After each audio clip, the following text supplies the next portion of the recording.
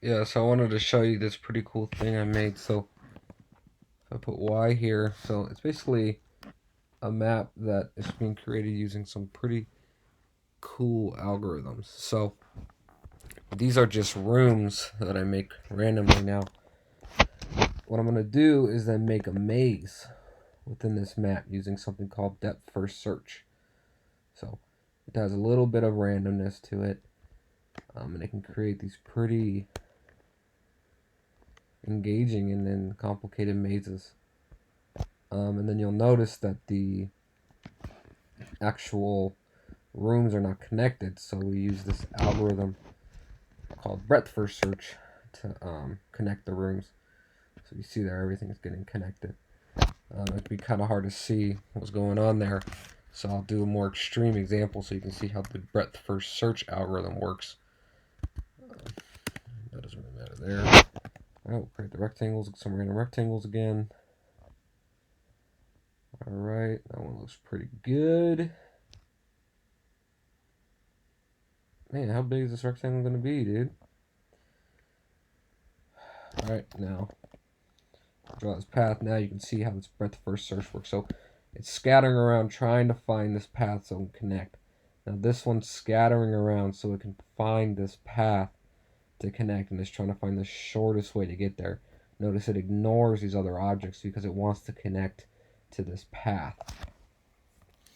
And this is going to take a pretty long time. So there's alternative algorithms, but this one's pretty easy to implement, and in practice this kind of thing would never happen because the maze would actually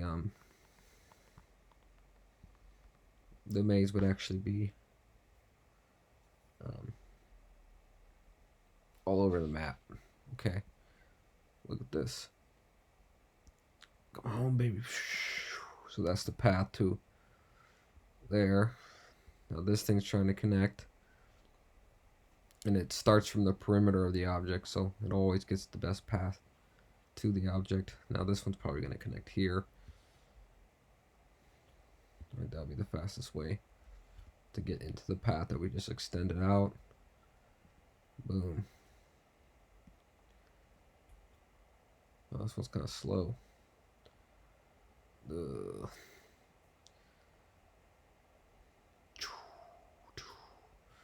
I don't know, man. I find this very mesmerizing. Just like that. And then one more thing. If I did really low, so I can actually change how the maze is created in terms of how strong of the probability that it goes in one direction or another. So, for example, this one I'm going to do really low probability of the direction of the maze. So you're going to see that the maze is very sporadic.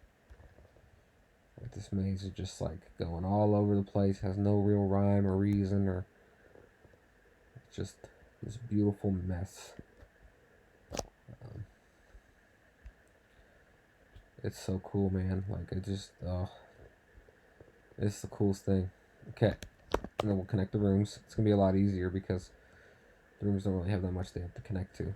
So, and then,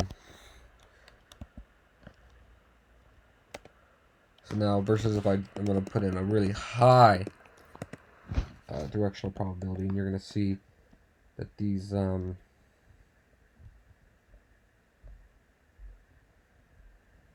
that the maze that's created is like the opposite of sporadic.